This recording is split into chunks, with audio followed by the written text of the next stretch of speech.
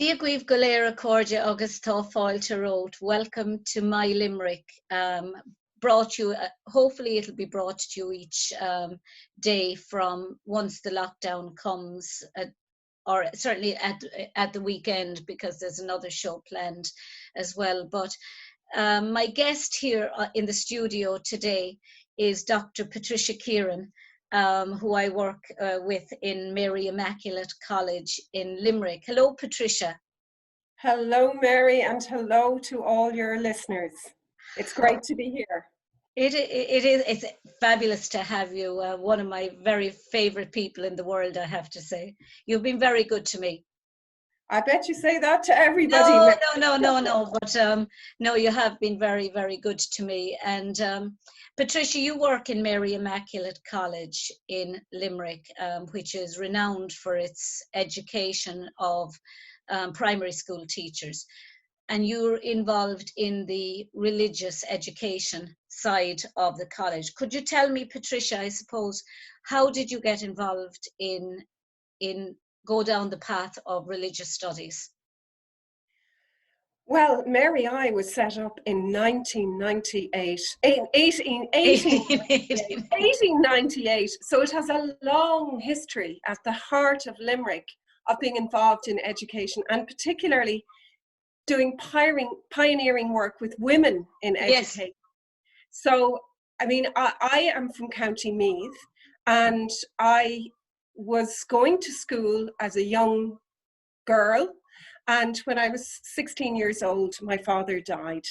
Oh, and gosh. I suppose when you have a kind of cataclysmic event like that in your life, I was the youngest of 7 children, and all of those why questions and what happens after death just flooded into my mind. And yeah. I naturally interested in religion. And I think when I was growing up, religion was deeply significant. It was in the kind of cultural DNA of people. And I was interested in all of those questions. So I started to read and to question. And I was a Vatican II baby. Yeah. Vatican II took place. It was a watershed movement, 1962 to 1965. And it kind of generated a lot of what they called aggiornamento, or updating of Catholic thinking.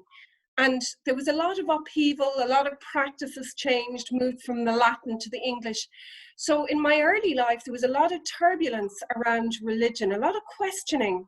And when I left secondary school, I wanted to study theology. And that was quite unusual at the time. Yes, I bet. And that's how I studied. I went to a place called Mater Dei, which is now, there's a Mater Dei Centre in DCU, but at the time it was set up, and it was an innovative place for giving degrees in education and theology. I didn't know you went to Mater Dei, Patricia. That's where I did my doctorate in Holocaust studies. Fantastic. Well, it was a great place to study, amazing people. And I spent 4 years there. And after that, the 4 years there, I did a master's degree. Yeah. And again, I had no big life plan or trajectory, but I was interested in atheism. And I did a master's degree in the University of London on the origins of atheism. And then when I finished that, every time I studied, there were more questions than answers.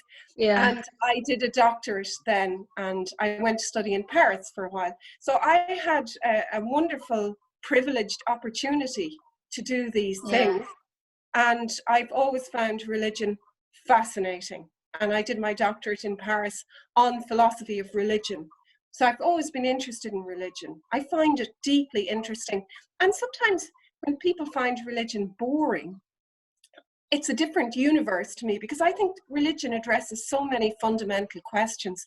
It's deeply relevant to society. People are passionately committed to religion. Sometimes they're passionately anti-religious. Absolutely. But the religious traditions of the world, if you go back to the ancient Egyptians, you go out to Loch Gur and the Stone Circle, you go to Newgrange, you go to the Druids, you go to the ancient Greeks and their gods, or the Romans and their gods. You go to St. Patrick and the Celts. You have the most wonderful, not to mention Jesus and Buddha and all of the religious traditions of the world, To me, there is so much to learn. So religion has always interested me, fascinated me. But it's a general religion, religious interest you have. You weren't insular in your religious interests. You didn't focus all your studies on Catholicism. You broadened it to look at all different religions.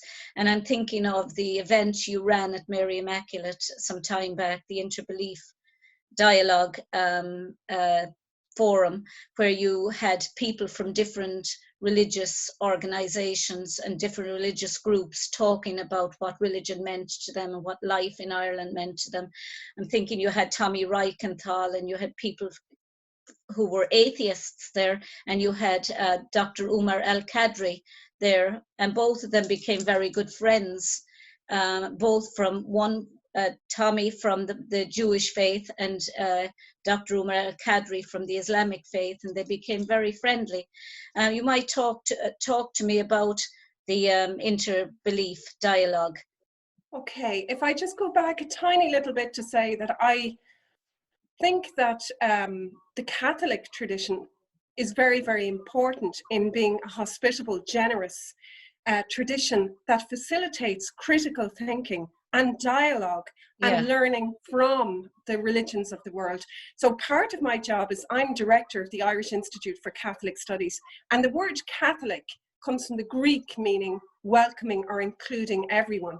And I think I mentioned Vatican II. One of the huge changes of Vatican II was my father grew up prior to Vatican II with the dictum outside the Catholic Church, no salvation.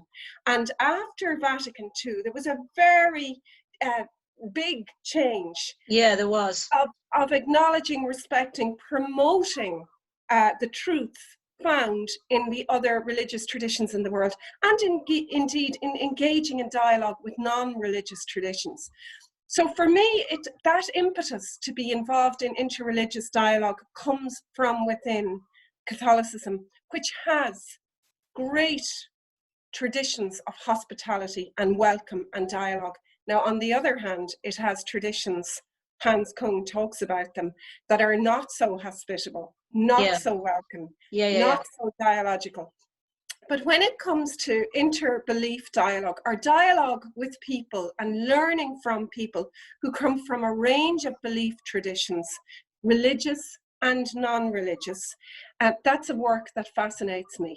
And I was privileged to be involved in a conference in Mary I, a few conferences. One was on understanding Islam in Irish education, and that took place in Mary I in 2013.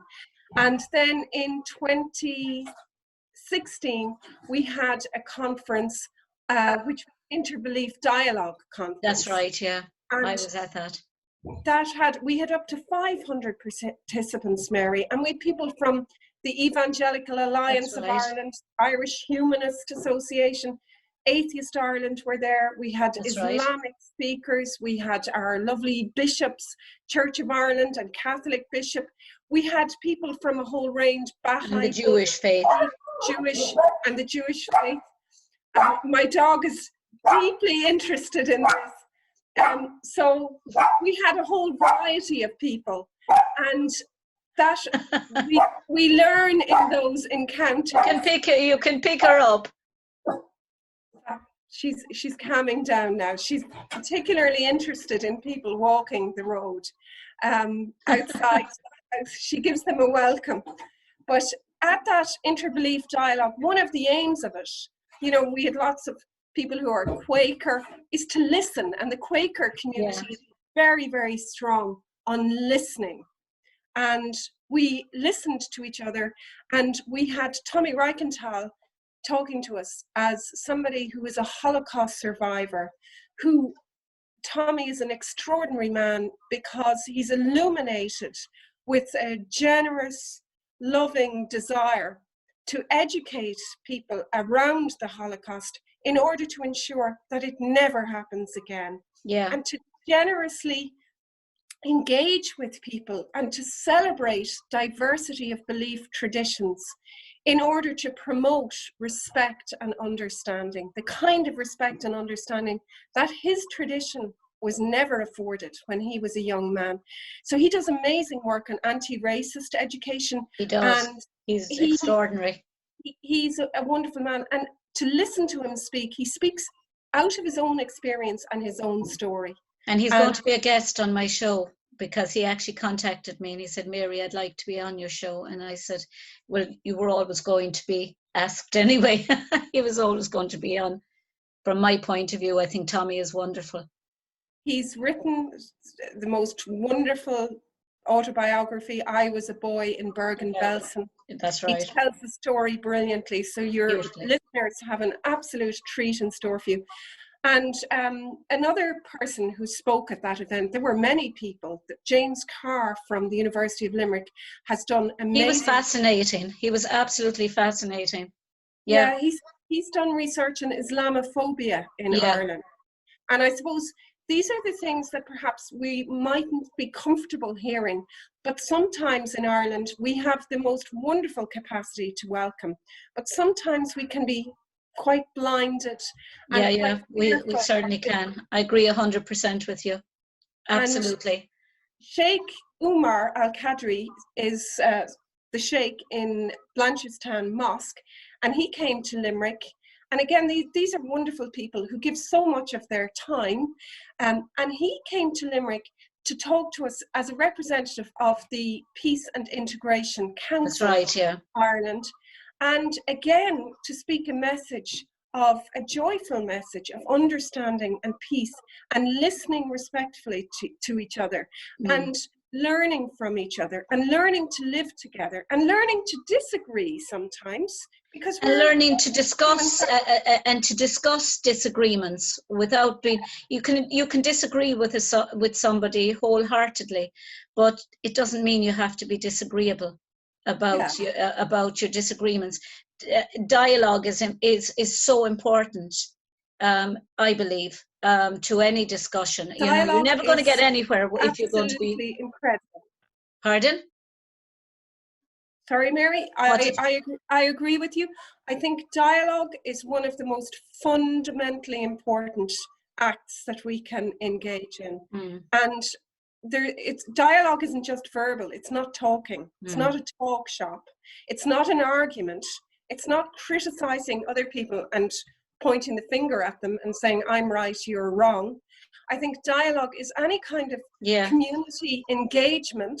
It's listening to, it's learning from, it's having generosity of spirit to realize that I don't have a monopoly on the truth. I love my tradition. Exactly. I'm rooted in my own tradition. I'm a member of the Catholic tradition, and it has wonderful foundations and aspects, but I also can learn from and receive wonderful teachings from other traditions. Absolutely. And I can engage in respectful dialogue with people who are non-religious, and I can learn so much from that kind of engagement. It's interesting about Tommy and Thomas Reichenthal and Dr. Umar Al-Qadri that Dr. Umar invited Tommy to, we call him Tommy, to celebrate his 80th birthday in their mosque during Ramadan. And he was met with a little bit of kind of like people within his own community were wondering whether it was right to do this, because Tommy was the first Jewish Holocaust survivor ever to celebrate his birthday during Ramadan in a mosque. And they were all concerned, were very, I suppose, advanced in their thinking when they did that. And it was just, you can see the actual meeting of them at the mosque on YouTube, and it's absolutely wonderful that and they've become very, very good friends since then, and they actually spoke about that at your interbelief dialogue forum event, they spoke about how they had become really good friends out of it. And I thought it was a really nice gesture to invite a Holocaust survivor, and for that Holocaust survivor to accept the invitation.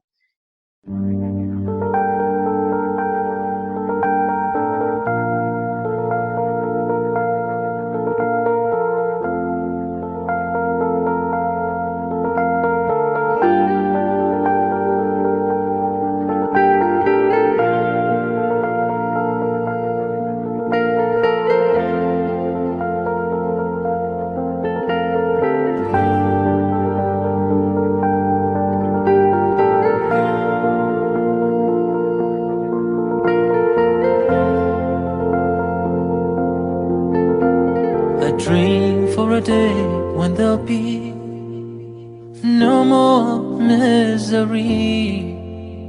There's no more hunger, no need for shelter. Isn't there enough to share? Or is it that we just don't care? We're here for a day or two. Let me show my way. Salamu alaikum, salamu alaikum, salamu alaikum. Salamu alaikum, salamu alaikum, salamu alaikum. Salamu alaikum, salamu alaikum, salamu alaikum. Salamu alaikum, salamu alaikum, salamu alaikum. I pray for a day when there'll be justice and unity. When we put aside our differences, fighting makes no sense. Just a little thing to make it a better place. We're here for a day or two. Let me show my way. Salamu alaikum, salamu alaikum, salamu alaikum. Salamu alaikum, salamu alaikum, salamu alaikum. Salamu alaikum, salamu alaikum, salamu alaikum. Salamu alaikum, salamu alaikum, salamu alaikum. Salamu alaikum, ya ahla salam. Salamu alaikum. Salamu alaikum, sayyid al-kiram. Salamu alaikum.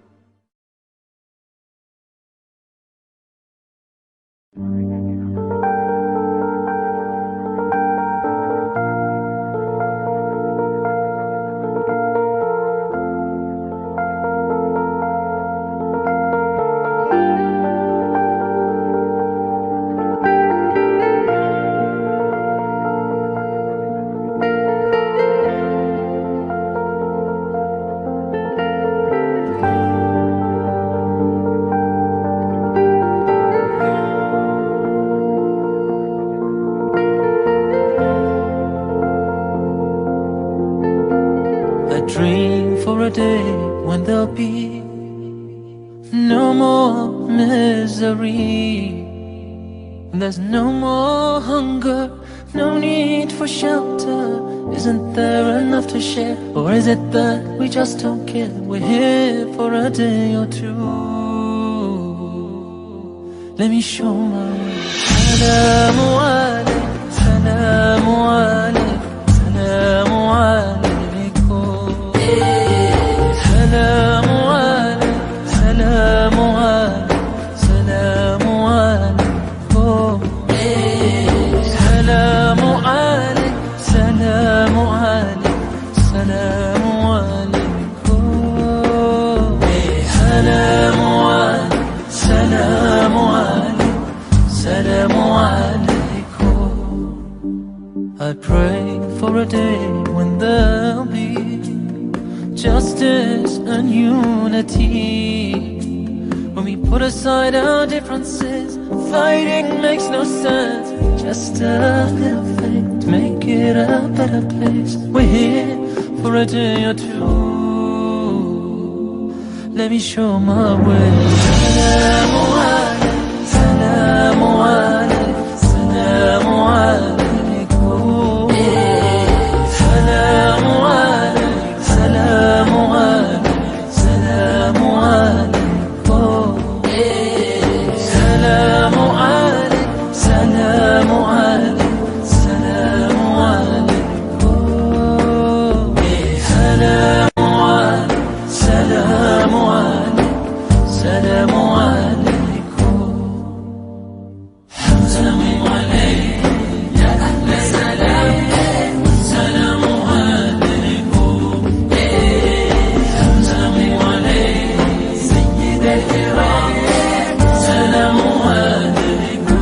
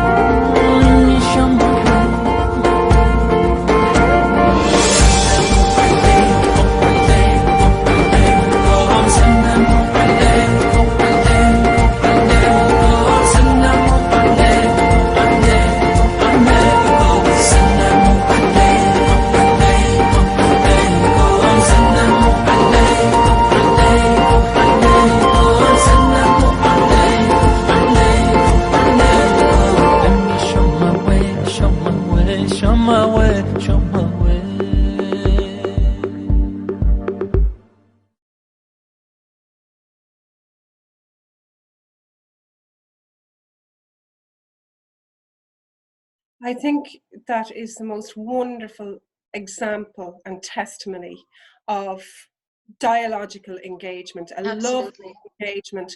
And I think sometimes when we think of religions or beliefs, we put a religious believer at one extreme and an atheist at the other, We as do, if don't they we? have conflict. Mm. If you're Church of Ireland, people think, oh my goodness me, you're not Baha'i, and you're opposed to each other and in conflict.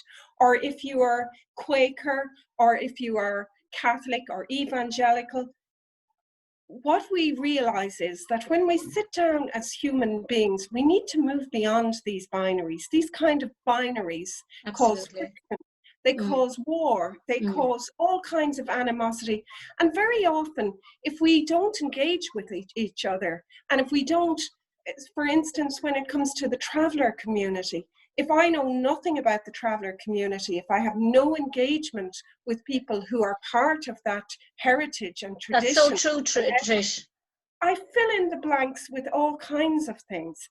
And we find that in terms of religion. Yeah. And once people come together and engage through dialogue, Mm. and it might be you know, in the Great Limerick Cleanup, for instance, I know the Midwest Interfaith Network, a fantastic group of people who are faith friends from different traditions. They come together and they do something simple like pick up litter together on the streets, or they might have an eat, meet and greet event, or they might have an online prayer event, or they might host Eid at the end of Ramadan. We just had that on the 23rd of May. They might, you know, do something. We had a joint Passover meal a few years ago where people were invited to come. But when you have those little gorgeous moments where people come together and they cross that kind of divide by just being with others who are different to them, but comfortable enough in their own skin, not to feel their own identity threatened, but curious and open enough to engage with others, amazing things can happen. It's amazing, actually, when you sit down and talk to people, how you realize, I mean, I'm Roman Catholic and very proud to be Roman Catholic, but I come from, my father's side of the family were Methodist, Welsh Methodist, Pentecostal, Foursquare Gospel. It's only a religion in Wales, and Jewish. On my father's side, his mother's mother was Jewish. So I always grew up with an appreciation of, maybe not an understanding, but an appreciation of other religions. And I think when you actually sit down and you talk to people, that's why I'm so fundamentally against talks of boycotts and boycott this and boycott that and boycott the other thing, because you get nowhere with boycotting. It's only through sitting down and talking to people that you realize that how much you have in common. Yeah. And that if that tag of religion, or that tag of Catholic, Jewish, Protestant, Baha'i, Muslim, that actually separates us. Fundamentally, we're all the same. We see, I think we look at labels sometimes and we project onto the labels certain prejudices or certain ignorance that we have. And I'm speaking personally, you know, I'm not blaming anybody else, you know, for something like that. I just think it's a human tendency. But I think that there are amazing things happening in Ireland today. And for instance, one of the amazing things that's happening is that Atheist Ireland, headed by Michael Nugent and Jane Donnelly, their human rights officer, that they are working with Nick Park, who is head of the Evangelical Alliance in Ireland, and they're also working with Imam Ibrahim Noonan from the Ahmadi Muslim community in Galway.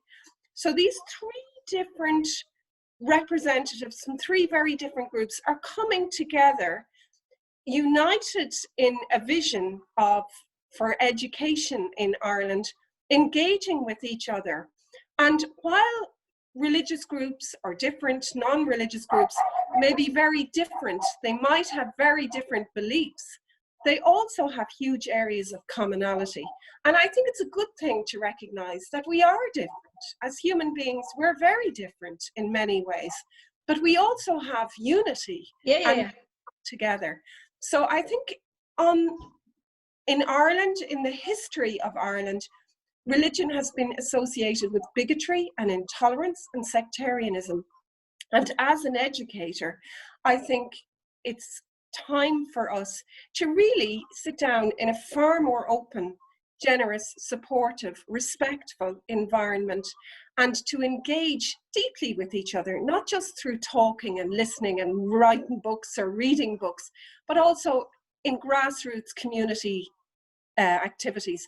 And everywhere in Limerick, if you go into any supermarket, in any library, in any shop, you're going to find people from a whole variety of belief traditions, and they get along brilliantly together. And you won't even know what religious background many of them have, because they're not identifiable by their religion. And if you didn't know that somebody was, say, Jewish or Muslim or Christian, you'd be able to talk to them and not realize any difference whatsoever. But the minute they mention that they're A, B, C, or D, then you start putting them into little boxes and saying, oh, they're different.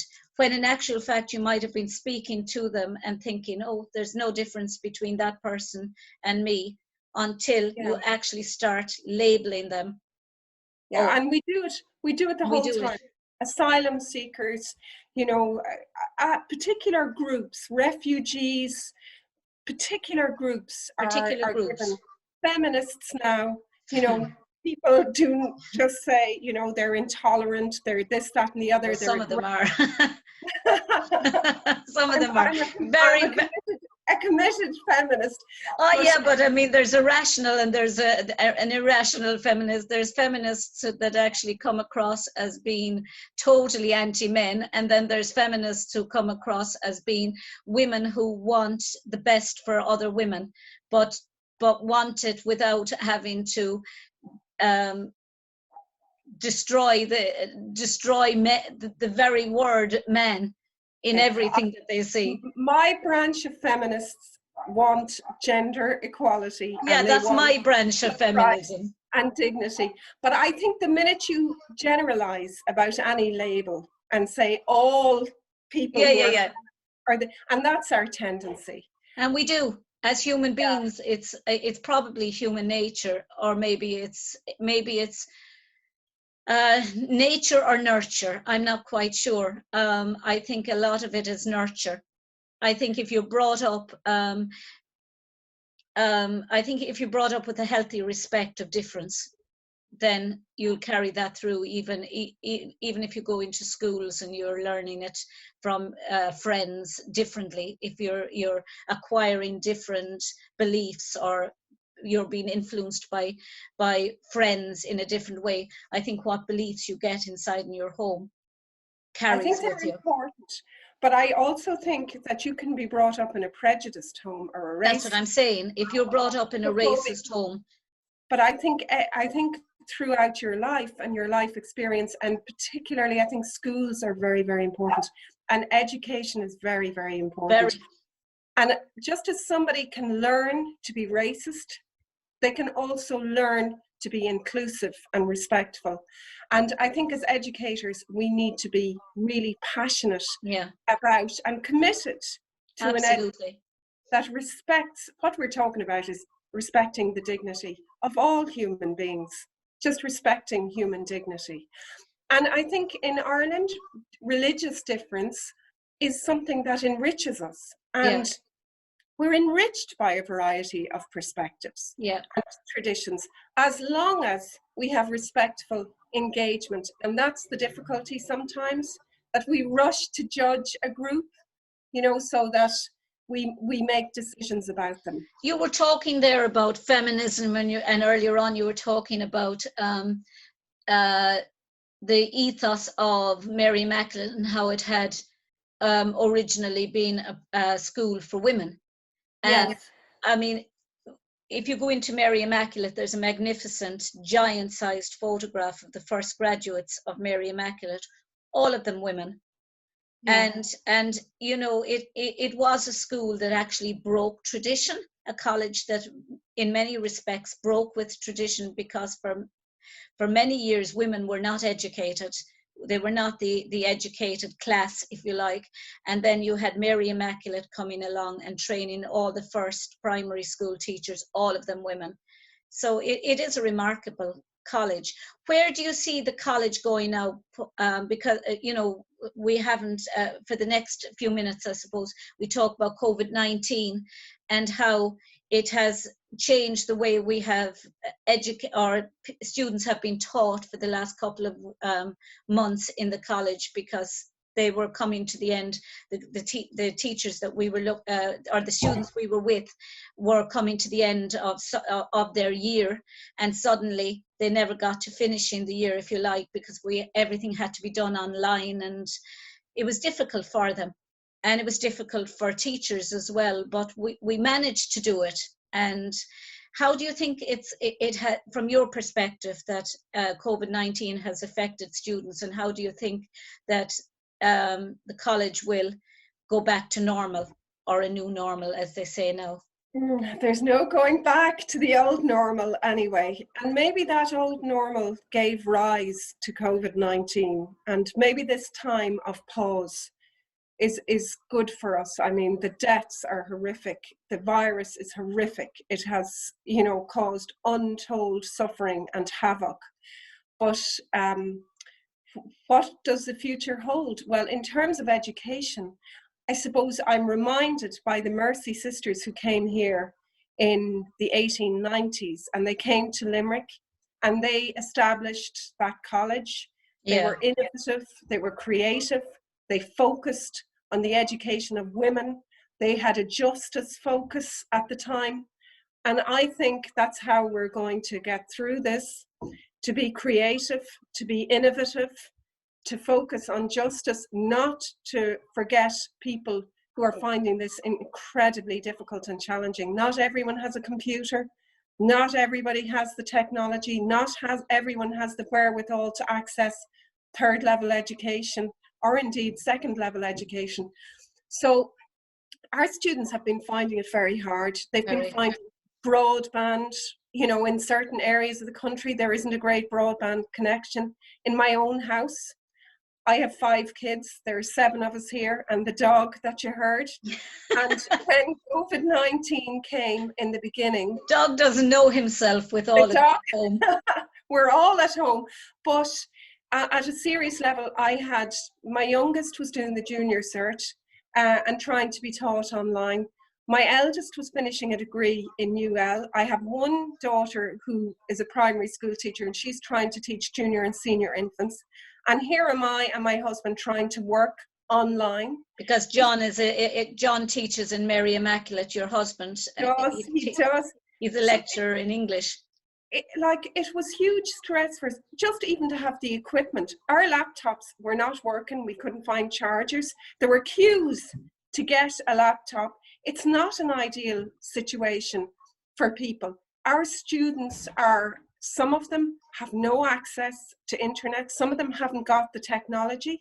Some of them, have huge difficulty downloading. They're trying to use their phones. People have credit for phones. So I wouldn't underestimate the logistical challenges and the stress.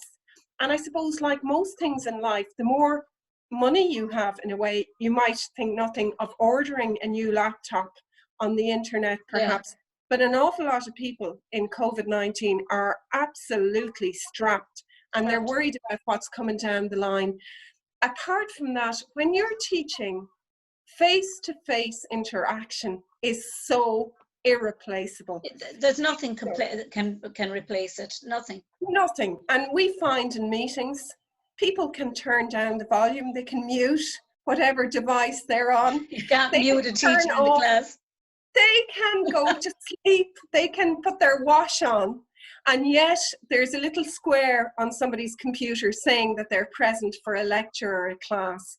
And so it's not the same as face-to-face. People's attention span is much shorter. It's much more difficult, perhaps, to ask a question if there are large groups. I'm at meetings sometimes where there's 100 people online, and there can be technical hitches.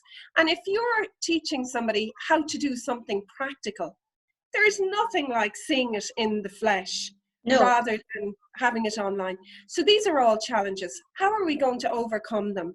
With energy, with creativity, with we can do it kind of style, with commitment, with compassion. I think we have to be kind to our students. I think we have to be understanding. I think we have to condense and reshape what we do. We have to change it for a different medium, a different audience. We have to upskill in the technology. We have to be enthusiastic and humorous. And we have to give ourselves permission to make mistakes, and others too. Because in order to get by, we have to be safe fundamentally. And I think this COVID-19 crisis is making us recalibrate or rethink our values and our well-being, our health, our work-life balance, our safety, our connection to nature. All of these things that perhaps we didn't give so much thought to before. These are the big issues now that are focusing our attention. And I think it's not a bad thing that we're focusing attention on this. Yeah. And maybe students can learn an awful lot from the world of nature. They used to in the past. And maybe they can learn a lot from their own communities and families and from their pets, as you can hear. But I think as well, I think students need to meet other students. They need the social aspect of it, and people have talked for a long time about homeschooling and things like that. Now you can see parents are at their wits' end, and while they enjoyed it for a few weeks, they now appreciate the difficulties teachers have. But I think students, it's all well and good getting up in the morning, not having to worry about putting on your school uniform or putting on your clothes to go out. But after a while that wears thin, and you want to be with your friends, and you learn from your friends, and you learn from your social downtime as well with your friends in college. And I just worry about the whole situation, especially with the leaving certificate cancelled and students trying to get the college courses. Will they be all given the college courses that they wanted, because or will children lose out because they were the type that studied at the last minute? They mightn't have studied for the rest of the year, but they might be good at cramming. And if teachers are marking their papers, are teachers going to be mark them based on the year, which they may have done nothing, but they might be the type that will do really well when it comes to an exam? All this poses difficulties, and if they don't get the course that they want in college, is it going to open litigations with parents suing schools? So, you know, it's just, there's a lot of questions to be asked about the leaving certificate being cancelled, and the fairness of children getting the fair mark, because, as I say, not all children will. Some children could be studying really hard for the whole year and mightn't do well in an exam. Other children might just be the type that will go in for a few weeks before the exam and do really well. What do you think of that, Patricia? I think in Ireland we have, first of all, my heart goes out to those poor students. Yeah. Who, you know, to all students it's very, very difficult. But to the Leaving Cert students in particular, when in the Irish system so much is riding on that set of exams. Yeah. And I think it's a red flag to indicate to us that that system needs changing. It certainly does, yeah. And I hope COVID-19 is a catalyst to changing it. And I feel sorry for teachers, because obviously the teachers' unions are very concerned too about litigation and it's a difficult situation to be in, and it's unprecedented. But I hope that teachers will mark compassionately, generously, and justly. Some of us do. I think that far too much rides on the Leaving Cert. Far too much. It's a lot of it is cramming and repetition and learning off, rote learning. And my mother came from Newcastle West, and she went to school in the 1930s. And I'm not so sure that a lot of the kind of rocking over back and learning things off, rote learning for a terminal exam, a lot of that hasn't changed, and it's not the best educational practice. No. So we're ripe for change. Unfortunately, this kind of change has caused great anxiety because it isn't managed. It came out of the blue. But I do think we will have a better system at the end of it, and we'll have tested alternatives, like, you know, teachers grading on the basis of schoolwork and performance, and, you know, all kinds of projects, and, you know, their observation of students throughout the year. Yeah. And hopefully it'll be just. But when it comes to students coming into college, I think we have to be resilient. I think we have to be positive. Yeah. There are huge changes about to take place. I think we could hang our heads and get really anxious and really negative. We have to be robust. We have to do our best. We have to ensure that we give the best possible education to those students. And we have to ensure that they are learning in new ways with new technology. And there are amazing apps, and there are amazing all kinds of devices that can do fabulous things. I'm seeing some of the materials. There's one for parents who are trying to homeschool. It's called Seesaw, and it's incredible. And the child can be recorded doing their reading, they can be recorded doing their maths or whatever at home. And the teacher gets a little clip and can observe the child from a remote distance. And it must be difficult though sorry for interrupting you, Patricia, but it must be difficult for parents, say, who English might not be their first language. Parents who may not have a great standard of education themselves, who wouldn't have gone through the maths and wouldn't have understood Irish. Yeah. It's just a minefield for parents like that to have, and may have 4 or 5 children and they may be on their own. We need to be so supportive, so understanding, so compassionate, so encouraging, and so realistic. And if those parents, say a lone parent is working outside the home, and you come home from work and you're exhausted and you're trying to cook, and you have 3 or 4 kids or 5 kids at different levels in school, my goodness me. And your language, your first language is not English. First language is English, but you never went to school past maybe 6th class. But I think teachers are very conscious of this. I don't think they expect parents to set up a little schoolroom at home and to be intensively educating kids for hours on end. I think parents are being given by many schools all kinds of things, like if a child is setting the table, counting the knives and forks, looking at shape in the home environment, looking at colour, if they're outside, noticing trees. The teachers, I think, are trying to connect with ordinary everyday opportunities for learning. For English as an additional language, parents, I think teachers are also conscious of using images, using videos, using ways or suggesting ways that those parents can support their child. And of course, parents who have additional languages, that's the most wonderful resource for their children, because they can teach them in Polish or Lithuanian or Arabic or whatever in the home.